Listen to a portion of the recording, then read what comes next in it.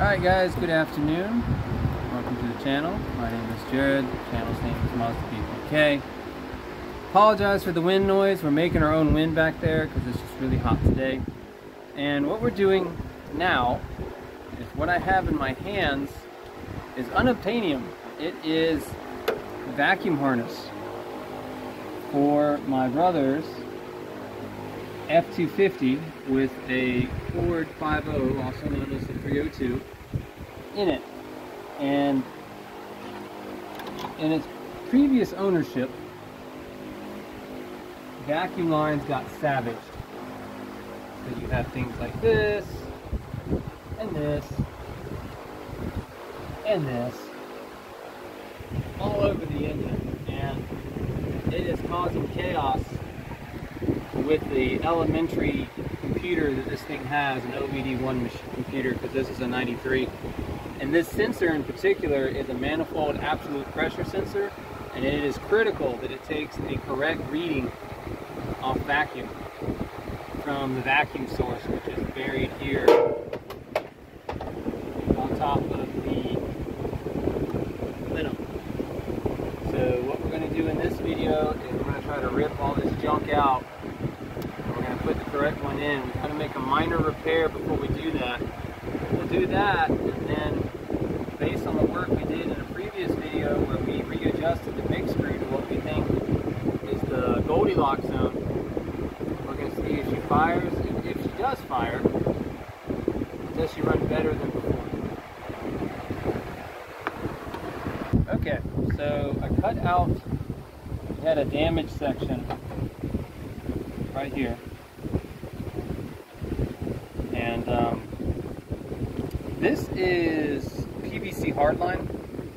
It's not nearly as stretchy and forgiving as rubber vacuum line, so my repair options are limited because I don't have a ton of stuff. What I figured out I can do is, this is normally a vacuum cap, but I'm going to turn it into a slip joint. I'm going to do that by sliding that over about like that, about halfway through, and then I'll just say, reference to a very good comedy, half off, like so. And I nipped the tip. Yep, avoiding YouTube copyright things. And then we're going to take the other end of it.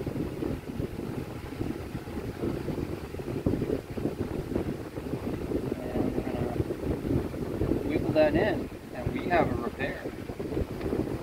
It's not perfect, but I don't think it's going to leak. You could add some electrical tape. Yeah, we can add some tape as a stiffener. I'd almost want to throw my heat gun on it to see if it would shrink up or something, but I get the feeling it would probably burst into flame before it would shrink. So I think it would melt instead of shrink. Yeah, we're not going to do that. I could run some tape, or I could run a piece of wire as a stiffener and then wrap that in tape. So or caulk or RTV. Or yeah, we can come up with something to stiffen this up. The point is, this should be a good repair. So that's how we're going to do that for now, because I don't have the right stuff. This is just a little bit of... And additionally, the reason we had to do this repair in the first place, based on how things looked when we removed the harness from the donor truck, somebody pinched it underneath the plenum when they reinstalled the plenum. You can see the pinch, it's not a melt. So if you're playing back here with these vacuum lines, fellas, make sure you keep them clear. They are absolutely critical. And they're really, really hard to find replacements for. They really are. It's a tall tale. Alright, so one disadvantage of working on big trucks, if you don't have long legs, you're going to need a step stool. So what we need to get to are vacuum lines that are right next to the plenum, and they're just an awkward enough a spot that I'm having to use this step stool here. So we're going to be basically pulling all this vacuum stuff loose and swapping it. Shouldn't be that hard to pull, like so. Your vacuum lines might get fragged just from heat and whatnot.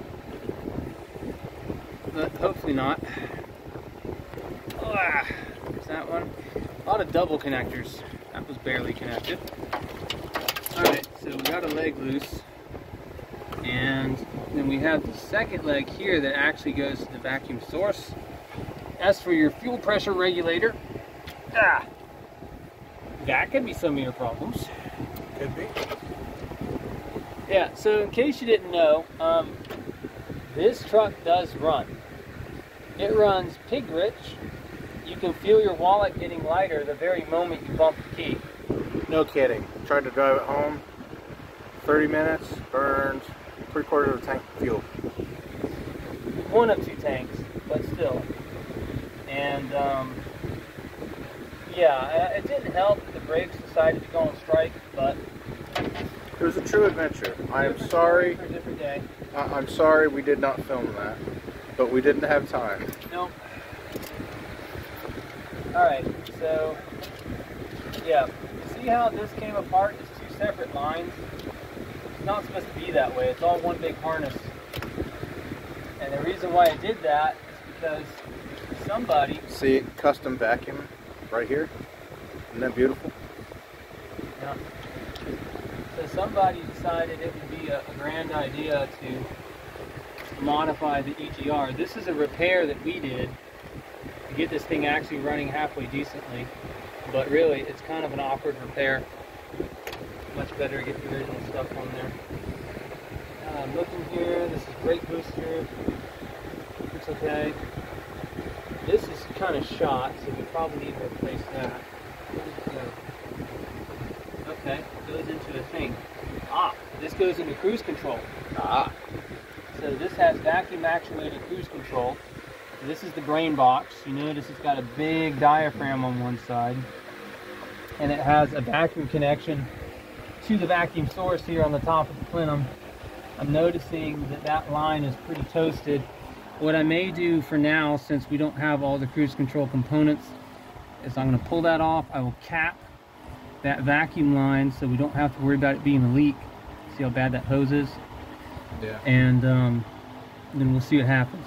We should also put the clamp back where it needs to go on the brake booster line. Yeah, that needs to go there too. We Yep. can fix those things. Yep. There will be many videos. Layout. But there is our new to us vacuum harness, and I am now doing that stretchy crawly thingy again to try to get everything plugged in as it should be without destroying stuff, because that would be very sad. Okay, so we do have a bigger pipe right there. But that. Okay, I'm about ready to move this brake booster. The brake booster says, no thank you, I'm not moving. Don't fix. Yeah, I want to get the brake booster and the cruise control out of the way, so this thing's kind of a pain to put in. Okay. Particularly because I can't crawl on the engine. Ways to attack this.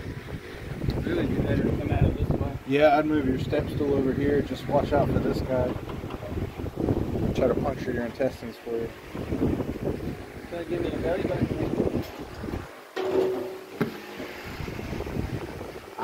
I see. You see what? Why it's such a bugger. Yep.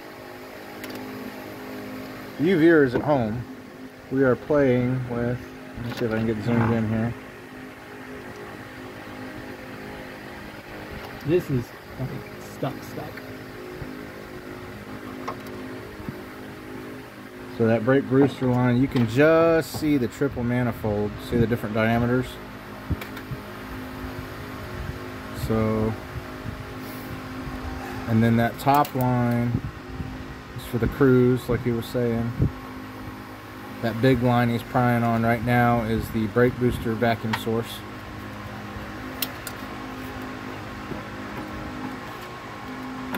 And it's on there good. That is stuck.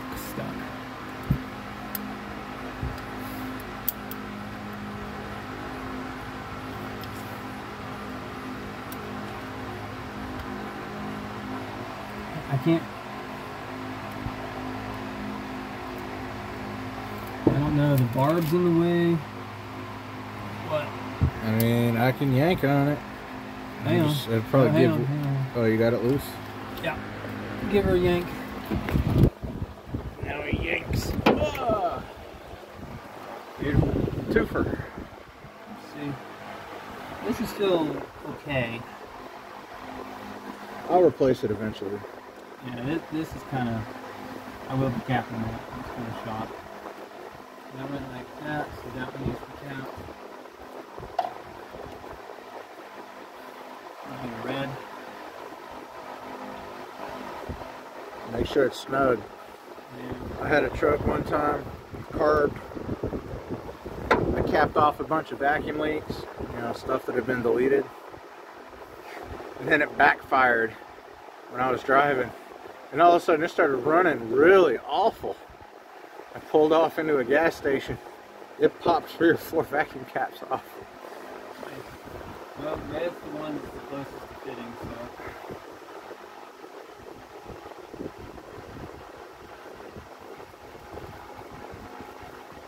Okay, let's try this again.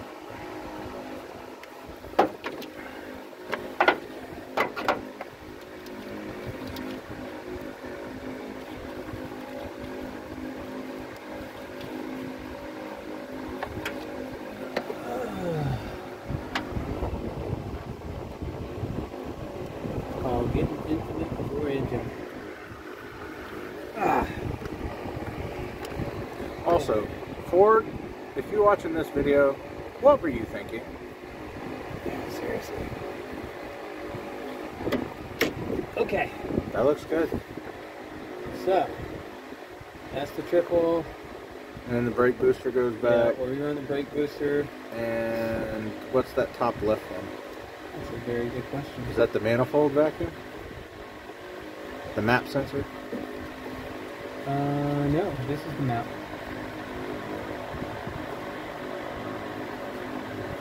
That's a good question what goes there. Was it just open? I don't believe it was, but we'll start plugging stuff back in, see what we get. And that goes there. And this should go around here. Oh, you know what? I bet that does this.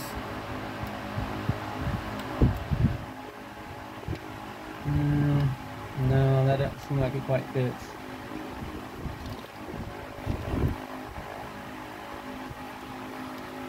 This is supposed to lay like over that way.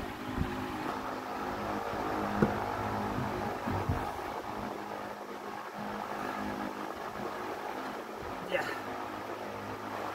On there. What was that thing feeding? This goes to the, oh, this goes right there. I think.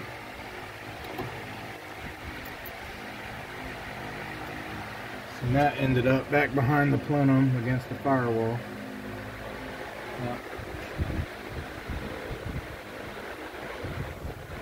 Probably gonna have to shove in there wrong.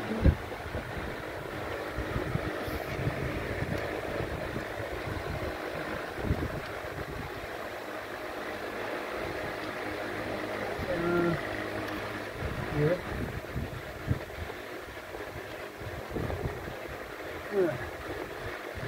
It work? Yeah. Oh, you know what? That looks like it kind of just lays. And we've got these.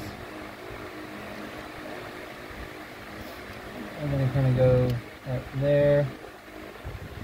This goes to double.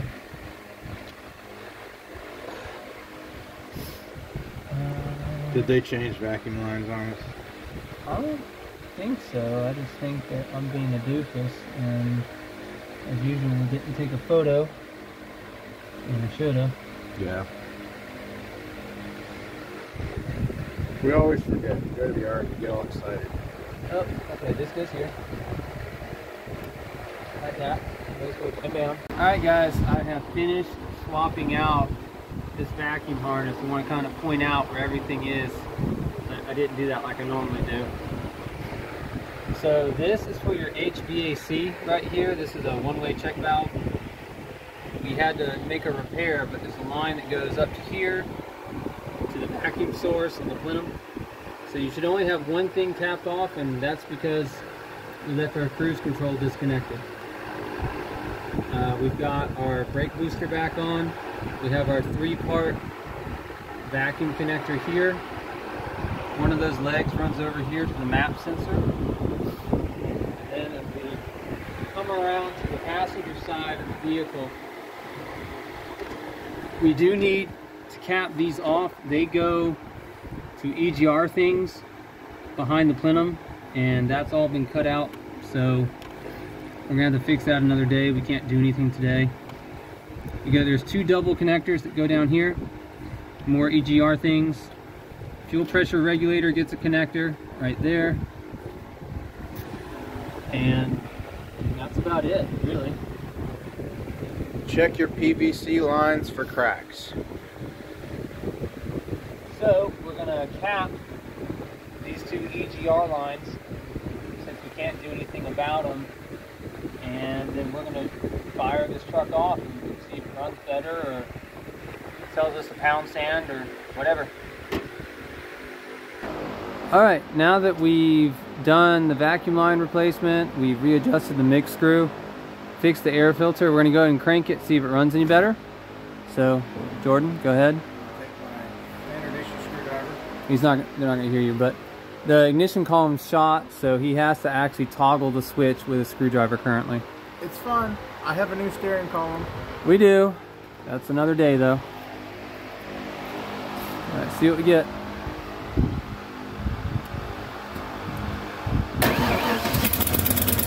Wow.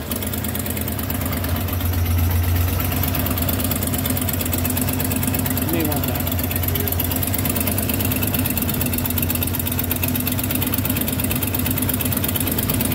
Running pretty good.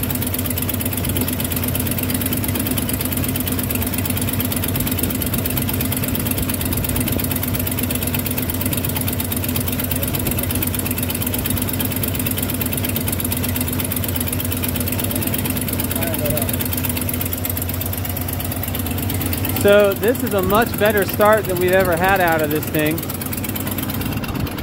Probably helps that we don't have massive vacuum leaks anymore.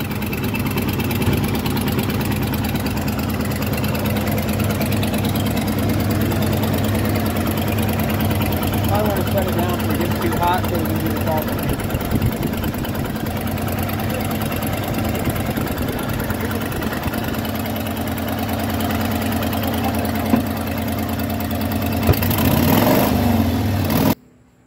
Alright guys, that was a successful repair for our 1993 Ford F250 Tie. We got the vacuum harness in, and that plus the mix screw, it is running better. Still not going to take it anywhere, but it is running better. So if you liked what you saw, leave a comment. I do read them, I do reply to them. The constructive ones I'll promote, the ones that spread some knowledge. Please like, share, and subscribe. And remember, I make the mistakes so that you don't have to. I'll see you next episode.